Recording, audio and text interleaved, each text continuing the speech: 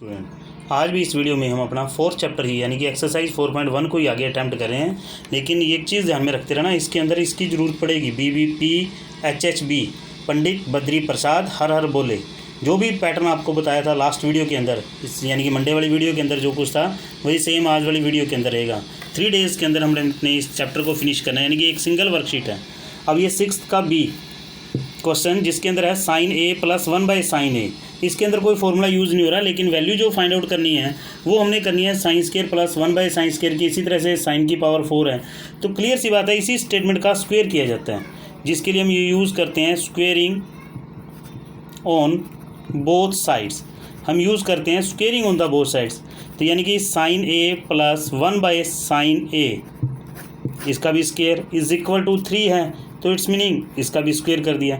अब फॉर्मूला वही होता है जिसमें हम यूज़ करते हैं कि A², ये हमने A का यूज़ कर दिया स्क्वायर के लिए, प्लस B², ये हो जाएगा अपने लिए B² प्लस ये फर्स्ट टर्म A बनेगी, second B, plus 2 × A × B, यानी कि 2AB होता है, जिसके लिए A² + B² + 2AB = 3 का स्क्वायर 9, ये साइन से साइन कैंसिल, तो ये बन जाएगा sin² + 1/sin² = 9।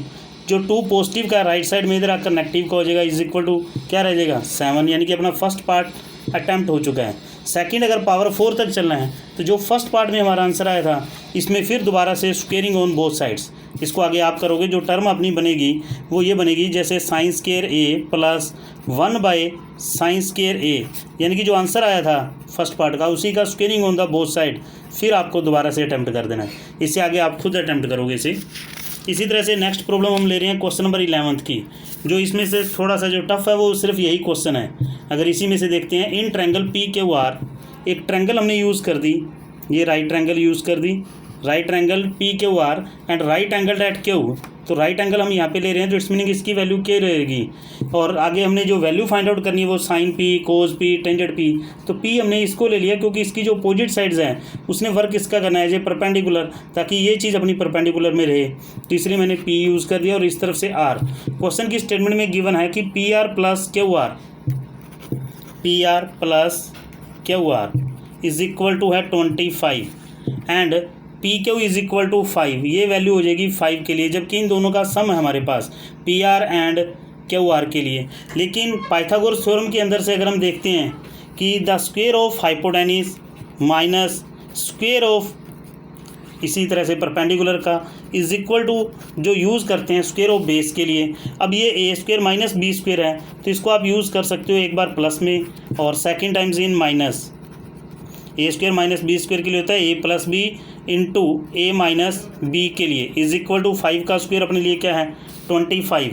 अब इसकी वैल्यू है अपने पास, क्योंकि ये चीज़ क्वेश्चन में गिवन थी, इसकी वैल्यू होगी 25 × PR - QR भी 25 से 25, यानी कि PR - QR ये अपने लिए बन गई में 1, सेकेंड इक्वेशन। तो फिर फर्स्ट कौन सी थी, फर्स्ट वही थी जो क्वेश्चन के अंदर गिवन थी। अभी हमने जैसे थर्ड चैप्टर में अटैम्प्ट किया था, तो उसी तरह से P और R इनकी वैल्यू हम फाइंड आउट कर सकते हैं। ये अपनी फर्स्ट इक्वेशन PR - QR = 1, ये चीज़ इसके साथ कैंसिल, यानी कि 2PR = 26 के लिए हो जाएगा।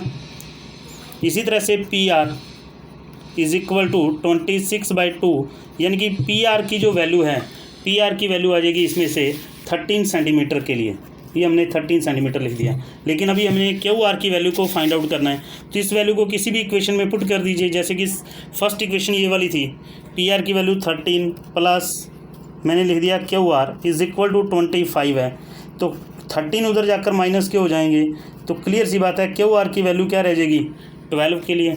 अब कोई भी वैल्यू हमसे फाइंड आउट करने के लिए कह दें, जैसे sin P, फॉर्मूला आपको याद रखना है sin P, ये P तो एंगल के लिए यूज़ हुआ है और कुछ नहीं है। साइन के लिए जो फॉर्मूला आपको लिखवाया था वो था P/H के लिए, यानी कि परपेंडिकुलर बाय हाइपोटेन्यूज। परपेंडिकुलर इस क्वेश्चन में है 12 और हाइपोटेन्यूज क्या है 13। आगे क्वेश्चन अटैम्प्ट हो गया अपने आप। इसी तरह से नेक्स्ट वैल्यू जो फाइंड आउट करनी है वो हमने cos P की करनी है, तो cos P के लिए होता है B/H, B फॉर बेस 5 है और हाइपोटेन्यूज 13 है, तो 5/13 इसी तरह से नेक्स्ट वैल्यू है टेंजेंट पी के लिए। जब टेंजेंट के लिए हमने चलना है तो टेंजेंट के लिए होता है पी बाई बी के लिए लिख दिया, यानी कि क्वेश्चन के लिए बन गया ये 12/5। इसी तरह से आगे हम नेक्स्ट क्वेश्चन अटैम्प्ट कर रहे हैं। तो नेक्स्ट क्वेश्चन के लिए 13th part number is B. In triangle A B C right angle at A. ये ट्रायंगल हमने इसमें से यूज़ कर ली, लेकिन राइट एंगल ए के लिए है तो ये एंगल 90 डिग्री के लिए हो गया। बी कहीं पर भी यूज़ कीजिए और सी के लिए। क्वेश्चन के अंदर ये गिवन है कि A B is equal to A C is equal to 1। A B की वैल्यू भी 1 है और ए सी की वैल्यू भी 1 है, यानी कि हाइपोटेन्यूज हमने फाइंड आउट करना है जिसका नेम है B C. The square of hypotenuse is equal to square of base plus square of perpendicular. 1 और 1 2, लेकिन ये तो बी सी नहीं है, अभी इसका अंडर रूट करोगे बी सी की वैल्यू आएगी √2। लेकिन हमने जो शो करना है, प्रूव ये करना है, sine B plus cos C plus tangent B is equal to आना चाहिए √2 + 1। यानी कि इसमें क्वेश्चन में हमने करना है साइन बी की वैल्यू फाइंड आउट करनी है। पहले इनकी वैल्यू को फाइंड आउट कर लो, फिर वैल्यू पुट कर लेंगे कोज सी। फिर नेक्स्ट है टेंजेंट बी। जब बी की बात कर रहे हैं तो ये परपेंडिकुलर का काम करेगा, इस चीज़ को ध्यान में रख लेना। इसके लिए होता है फॉर्मूला P/H। कोज के लिए हम यूज़ करते हैं B/H और टेंजेंट के लिए होता है P/B के लिए। जब हम साइन बी के लिए ये है तो ये अपोजिट साइड बनेगी, ये परपेंडिकुलर का वर्क करेगा, यानी कि 1/√2 बनेगी इसकी वैल्यू। फिर कोज सी की अपोजिट साइड में ये परपेंडिकुलर बनेगा। जब सी की बात हो रही है तो ये परपेंडिकुलर, तो इसका मतलब ये बेस है, तो बेस डिवाइडेड बाय हाइपोटेन्यूज 1/√2 आएगी इसकी वैल्यू भी। इसी तरह से टेंजेंट बी, टेंजेंट के वक्त ये परपेंडिकुलर का काम करेगा, यानी कि 1/1 इट्स मीनिंग 1। अब जो अपनी लेफ्ट साइड थी इस क्वेश्चन में वो ये थी साइन बी प्लस कोज सी प्लस टेंजेंट बी। इसको सोल्व करने पर आंसर ये आना चाहिए अपना √2 + 1। इसकी वैल्यू है 1/√2। कोज सी की भी हमने फाइंड आउट की 1/√2 + 1। अब 1/2 की रफ पर एक बार वैल्यू को सोल्व कर लो, यानी कि रेशनलाइजिंग, जो कि 9th क्लास में हम वर्क करते थे, ये होता है √2/2। इसको लिखो यहाँ पे √2/2। क्वेश्चन थोड़ा इजी बन जाता है, +1। अब इसका अगर हम एलसीएम लेते हैं तो इट्स एलसीएम इज़ 2, तो ये बन जाएगा √2 + √2 + 2 × 2, यानी कि 2√2 + 2। 2 अगर हम देखें तो न्यूमरेटर में से कॉमन यूज़ कर सकते हैं, तो √2 + 1, बाय में भी 2 है, तो ये चीज़ प्रूव होगी RHS के लिए। नेक्स्ट क्वेश्चन आगे कंप्लीट नहीं करूँगा, सिर्फ एक वे बताता चलूँगा इसमें से। अब एक क्वेश्चन देखिए आगे, 17th part number is B. Given that 1/√5। अब क्लियर सी बात है, सिस्टम तो वही चलेगा, ये राइट ट्रायंगल हमने यूज़ कर ली। अब टेंजेंट के लिए 1/√5 है, तो टेंजेंट के लिए फॉर्मूला क्या लिखवाया था तुम्हें, P/B के लिए P/B 1/√5, यानी कि परपेंडिकुलर 1 ये बनेगा √5। तो क्लियर सी बात है, आपको पहले वैल्यू हाइपोटेन्यूज की फाइंड आउट करनी है। The square of hypotenuse is equal to square of base plus square of perpendicular. ये आएगा 1 + 5 यानी कि 6, लेकिन हाइपोटेन्यूज अपने लिए बन जाएगा फॉर द √6। और आपको इसमें से वैल्यू फाइंड आउट करनी है, एक तो कोसिकेंट की और एक सीकेंट की। उसके बाद उस वैल्यू को यहाँ पुट करना है। पुट करने के बाद जो कैलकुलेशन है वो आपकी की रहेगी, वो कैलकुलेशन नहीं मैं करवा रहा इसमें से। अब इसमें से है कोसिकेंट थीटा। तो कोसिकेंट के लिए जो फॉर्मूला क्या था वो क्या था, H/P। H है √6, परपेंडिकुलर बाय 1 है, तो ये कोसिकेंट थीटा की वैल्यू आ गई। उसके बाद हमने वैल्यू फाइंड आउट करनी है सीकेंट थीटा। सीकेंट थीटा के लिए था H/B। सीकेंट के लिए हमने लिख दिया H/B। H √6 है, बेस अपने लिए √5 है। अब इन वैल्यूज़ को यहाँ पुट करना है, इसके बाद सोल्यूशन आप खुद करोगे। नेक्स्ट क्वेश्चन थोड़ा सा एक उलझाने के लिए दिया गया था और कुछ नहीं था, ये भी टेंजेंट के अंदर था। जैसे टेंजेंट थीटा 0.75 को हम क्या यूज़ कर सकते हैं, 75/100, 25 से इसको कैंसिल कर दिया मैंने, यानी कि टेंजेंट के लिए फॉर्मूला होता है P/B इज इक्वल टू 3/4। ये हमने राइट ट्रायंगल के लिए यूज़ कर दिया, तो इसका मतलब परपेंडिकुलर 3 यूनिट्स है और बेस 4 यूनिट्स हैं।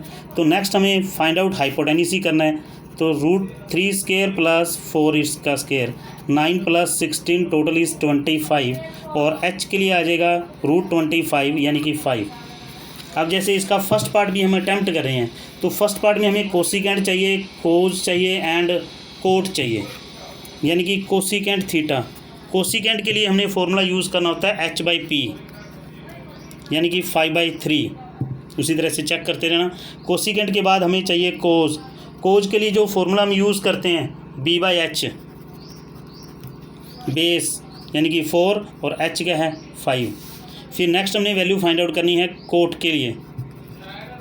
कोट के लिए जो फॉर्मूला था वो था b/p, बेस यानी कि 4/p, p की वैल्यू है 3, 4/3 बन जाएगा। ये 3 वैल्यूज़ फाइंड आउट होंगी। फिर आप अपना फर्स्ट पार्ट अटैम्प्ट कर सकते हो।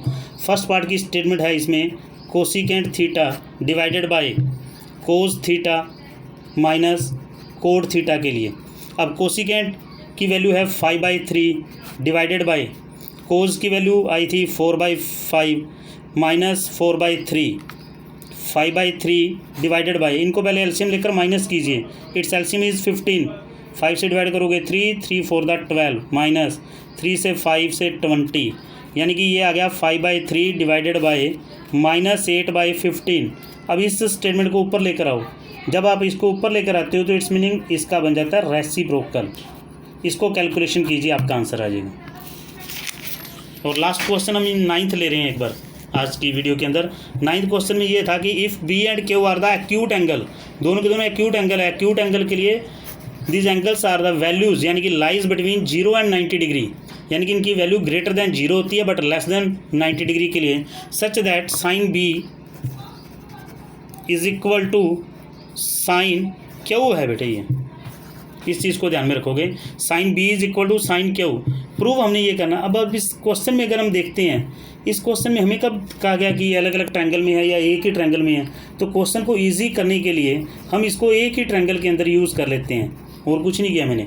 अब साइन गिवन है, साइन इधर है, साइन इधर है, जबकि साइन के लिए जो फॉर्मूला हम यूज़ करते हैं, साइन के लिए फॉर्मूला होता है p/h यानी कि परपेंडिकुलर बाय हाइपोटेन्यूज। जब साइन b की बात हो रही है, b की बात हो रही है, तो इसकी अपोजिट साइड्स ये बनेगी, ये परपेंडिकुलर बनेगा यानी कि AQ, और hypotenuse is the longer sides BQ ही है। इज इक्वल टू जब साइन क्यू की बात कर रहे हैं तो इसकी अपोजिट साइड्स ये आती है AB, ये परपेंडिकुलर का वर्क करेगी, डिवाइडेड बाय वही BQ है। दोनों के डिनोमिनेटर ऑलरेडी सेम है तो ये कैंसिल कर दीजिए। AQ is equal to AB।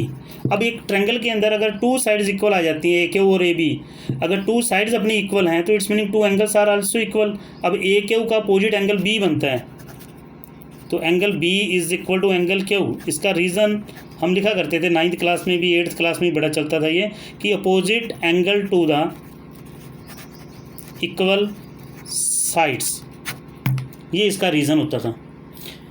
इसी क्वेश्चन में देख लेना, कोई अलग ट्रायंगल के लिए नहीं कहा गया था, तो अलग ट्रायंगल लेने की ज़रूरत नहीं। हम एक सिंगल ट्रायंगल के अंदर क्वेश्चन को इजी वे के अंदर अटैम्प्ट कर सकते हैं। अब ये जो एक्सरसाइज थी अपनी 4.1, इसको आप कंप्लीट सॉल्व करोगे, यानी कि कुछ क्वेश्चन आपने मंडे को किए, कुछ आज ट्यूसडे को करोगे, और प्रॉब्लम इसमें से मेरे पास भेजोगे ताकि वेडनेसडे की वीडियो के लिए आपकी सिर्फ प्रॉब्लम ही सॉल्व की जा सके।